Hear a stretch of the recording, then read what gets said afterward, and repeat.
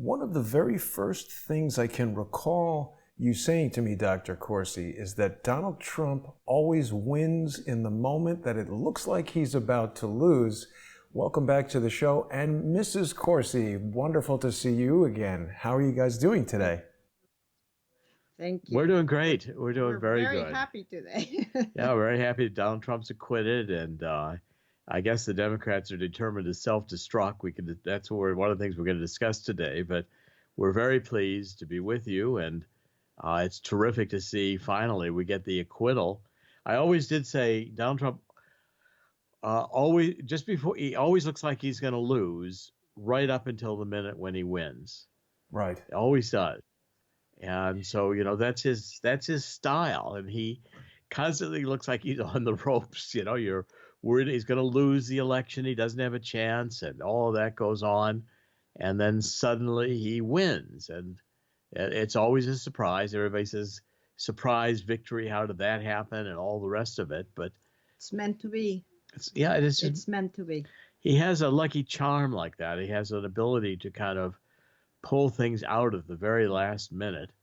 And when he does, everybody's always shocked and always, saying this is a great victory and how did it happen? But if you watch the vote, I mean, I don't know if you saw the vote in when Mitt Romney was the only one who stood up and said that he was voting on that one count for guilty. And I mean, I just couldn't believe that. I watched him give a speech in the Senate, and it just didn't seem to me like he was really, the resentment. He lost. He was beaten by Barack Obama, and so now all of a sudden, he finds himself that he can't support President Trump. It reminded me of John McCain. Yeah. It seemed like a very stupid decision politically to side with the losers, didn't it? Very much so. Very, very much so. And again, I just don't, know why he would do something like that unless he's got this kind of a self-destruction kind of impulse that he decided that he, last minute. I've always said, I always wondered why squirrels run in front of cars. But all they do is sit there. The one strategy, the only strategy the squirrel can do when the car's driving down the road is to run in front of it. Okay. And yet they always do. And so here, all Mitt Romney had to do was vote for acquittal, but no, he decided to vote the other way. He had to go and run across the road. And Monica, I think a lot of we're finding, the support for Trump among women and is really quite strong. Yes, it really is changing a lot from what we started with. I think the speech today from our dear President Trump was fantastic. He was humble. He thanked everyone, which makes it very, very nice gesture on his part. He showed his hurt. He was really hurt by everything that happened. He stood strong. He said that maybe another president would have been broken through all this, and that doesn't mean he is a Superman, but he is really someone that can put up with a tough fight, and I do appreciate that of him, and his amazing, lovely, gorgeous, courteous, sweet wife that he has. And Melania is beautiful. She supports him in every which way, which I know what that is all about for what we went through. So I think the speech today was great. He is vindicated. He is a winner. He would always win. Even when he loses, he would always win. And I'm very happy for them, but for us, for all of us that believe in his work and what he's doing and what he's achieving and what's coming out of all his pain and hard work. So yeah, we're celebrating. Monica's mother was named Melania. Yes. Oh yeah. And she's a beautiful woman. And yeah, she was as beautiful. No, it's no good to compare. But for me, my mom, it was very beautiful, and her name was Melania.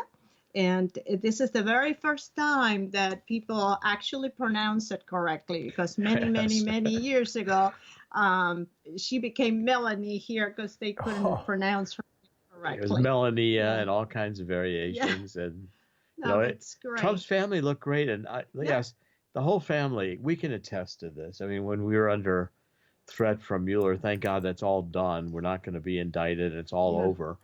But the whole family goes through it's very difficult. And Trump, I thought today, referred to that in his speech in the White House when he mentioned the families who lost money and General Flynn and Roger Stone, who's convicted, and all these sufferings. He's got Manafort in prison and Rick Gates, who is convicted. He pled guilty. I mean, these are tragedies in terms of nothing related to Russian collusion. Right. And I couldn't help but think of both of you when the president was speaking about the ordeal that his family went through, because it is remarkably similar. I mean, it's the same sort of tactic, really, this lawfare style attack, whether it's, in your case, Dr. Corsi, criminal prosecution from the DOJ and Robert Mueller's corrupt investigation, or even this criminal, non-legal process, this political process of impeachment. It's the same tactic. And I thought today when Donald Trump was speaking about that, it was almost like he had our case and others in mind of all the people. No, it really was. It really was. I think so, I mean, that's what he referred to. The people who lost a lot of money, he said, and also lost their homes or whatever. Thank God we haven't lost our home, but it has been a struggle, and thank to many of you out there that had helped. We thank you one more time. We always will, but we are recuperating. This year would be a recuperation from everything that had happened to us. Boy, it has not been easy, but I think there is a big recognition out there for all of us, and I'm saying us and the others that made it and didn't make it, what we went through. There is a recognition of all that hurt, yes. And I'm fighting hard for General Flynn right now because I'm posting on Twitter very extensively, and I've known his attorney, Sidney Powell, for quite a while, and she's a brilliant attorney. She's done a great job, I think, with exposing the fact that the lawyers, he paid these lawyers, Covington and Burling, a Washington firm, $5 million. And they made the mistakes on the foreign agent registration form that ultimately was part of the charges that the Department of Justice Mueller wanted to bring against Flynn. And Covington, instead of admitting that it was their problem, they hid that, they lied, they covered it up. And then the Department of Justice had this Strzok and Piętka, who were the two agents who went over and interviewed General Flynn in the White House right after the inauguration, and it was an entrapment scheme. They knew, in fact, what they were doing. They went over there to trick him into and they came back and they wrote out their 302 saying he was telling the truth, and then they modified the 302 and lost the original. I mean, what General Flynn is petitioning is to have the criminal charges against him dropped, and I'm very much hoping he's going to win. And I'm waging a war on Twitter and on Facebook to let people know what he's gone through. Yeah. Now, Dr. Corsi, I'm surprised that a law firm helmed by Eric Holder would be dishonest. That's such a shock to hear. Well, John Bolton was part of that firm, Covington and Burling, as well. Whoa. These Washington firms get very cozy with the bureaucracy because it's a revolving door. People work in the Department of Justice or one of the other agencies, and they get involved in litigation as from the government point of view. Then when they retire, they go over to Covington and Burling or one of the other firms and start making millions of dollars defending clients from the agencies where they worked. And then when as a result, Covington and the other firms tend to settle a lot of these cases, but not always. They'll sell a client out just to get a favorable deal with the government and not to, rock the boat. And that's where these Washington firms, I think, are. I did not want to hire a Washington firm. No. Well, we couldn't afford it either. Couldn't afford it. But, I when we talked about it, we decided to go local with our own lawyer from town, pretty much. He did a great job. And David Gray. Superb. And then Nancy Pelosi rips up the State of the Union. I mean, what a disgrace. That was absolutely disgraceful. We were watching it. Yeah. Well, first of all, I mean, if you were in front of the TV watching, it was very compelling what, President Trump was saying, all the numbers, the victory and everything. But then you had this woman in the background with all the facial gestures that really confused. I mean, you didn't know what to do, whether to look at her or to listen to him. And it was just so annoying. And she kept fiddling with the papers and making these faces all the way through. And talking, I don't know whether she was trying to talk to Vice President Pence or was she talking to herself? Right. It was so disturbing to watch. But she's ripping those papers while the speech was getting them ready. I mean, this was premeditated. Yeah. So I think it's very sad. And the one thing I always refer back to, I love children and I love youth. And what kind of an example are we giving these children by these actions, though? I mean, what kind of generation is coming up? What do they think that the norm would be? Is there any respect anymore for anybody or anything? Or, we're talking about the President of the United States.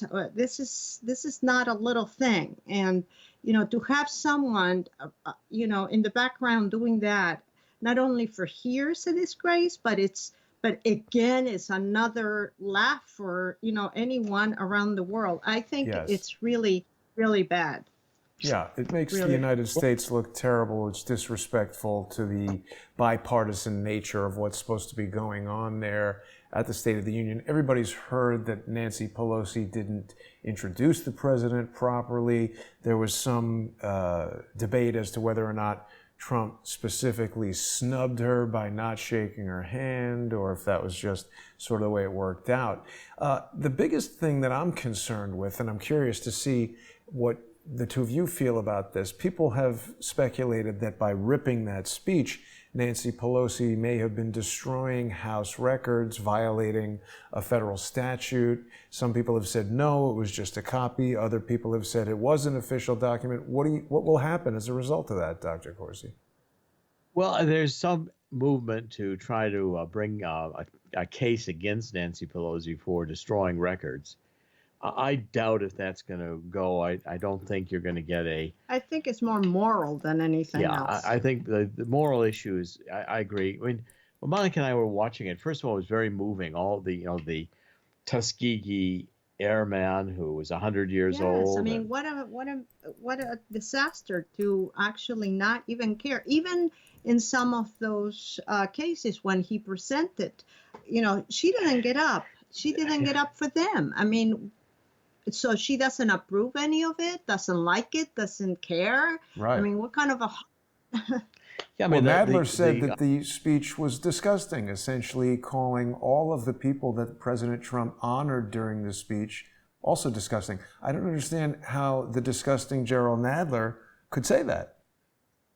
Well, yeah, I mean, how about the girl who got the scholarship to go through it? Well, and how about the grandfather with the child? Did you see that child's face? The admiration for his grandfather? I mean, how immense is that? And how wonderful, to be presenting this to the world. I mean, it's really... And she's there playing politics, with the act up. I mean, you wouldn't let your child behave like that. I mean, it's like a disgrace. She's really disgracing herself. Yes, that's the child who got the school scholarship, which and she was a really a precious little child, and Yeah, the look of So- joy on her face was so authentic when the president. And the thing is, at that exact moment, I was thinking, is this a little too obvious that he's like pandering to the black community and giving? But the moment that saved it for me was when he said now he challenges Congress to do this for 1 million students. And I was like, now that's brilliant, because he's setting an example. He's not just giving money to one person. He's saying this is what we should be doing. I thought it was masterful. I know, Dr. Corsi, you told me again in that first meeting that you've been following politics since you're about 5 years old. So we're coming up on 70 years that you've been following this.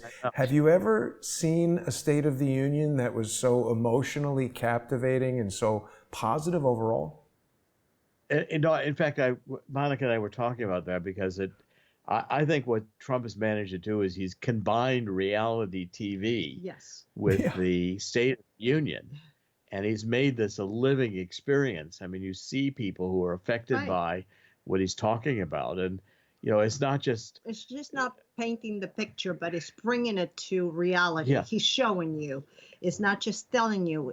These are witnesses. These are the people that he is helping. And, one of the things that bother me a lot is every time he announced one of his, achievements, Nancy Pelosi is making all these faces in the back. It's so atrocious. This is really, if she doesn't agree, she doesn't have to agree. No one says that everybody has to agree with his policies. We did not agree with other presidents' policies, and that was okay. But, the respect has to be there, and especially in the moment that they were, Well, in the military, I mean, it's a rule in the military. You salute the office, not the officer. Right. And if you don't like the officer, that's fine, but you still have to respect the office of the presidency. And the idea that they are so in this ideologically driven politics, it's almost like a propaganda-driven they can't be challenged. So the Democrats are going to say only if it's their themes that, what about when Obama was president? I mean, we all, you still have to respect the office of the presidency. You can criticize the policies, you can criticize the person, but, you still have to salute the flag and it's still the president of the United States who's due respect. And we didn't hate him. Never did. We respected him just like we do. Well, I criticized Obama strongly. Yeah, of course. And raised issues about you never said I hate Obama. No, I never. No, I never did, and I don't hate Obama. I mean, I disagree with his policies, but at the same point, the Democrats are not going to give the same level of respect to Donald Trump. Well, there is such a resentment and such a hatred in some of them that they can't divide, leave that at home and behave, appropriate, at their level. They can't do it. After the failure, I mean, the debacle in the Iowa caucuses, which was being put by DNC is Tom Perez, who was former La Raza, and when he was in the Department of Justice in the office of the, basically conduct, he was all over Sheriff Arpaio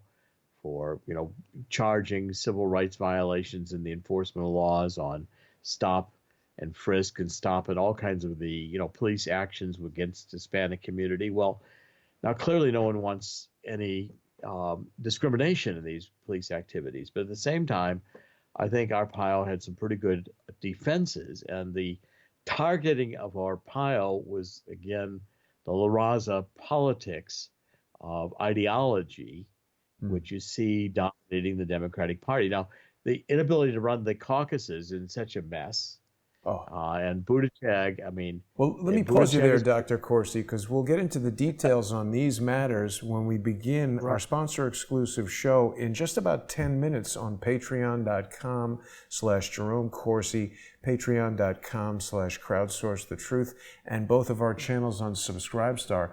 You know, I apologize to the viewers of the Jerome Corsi YouTube channel. There's a persistent problem there that Dr. Corsi and I will have to troubleshoot offline. I'm not sure why the simulcast isn't working, but we'll be back in just 10 minutes with our sponsor-exclusive show, and that will be ready to go. I want to thank Monica Corsi for joining us today, and I know that Mrs. Corsi and Dr. Corsi have big plans for the future, multilingual broadcasts, and all kinds of things that are going to be happening in 2020 as we move towards November. So we'll see you very soon in 10 minutes over on Patreon and Subscribestar, Doctor, and thank you everyone for watching.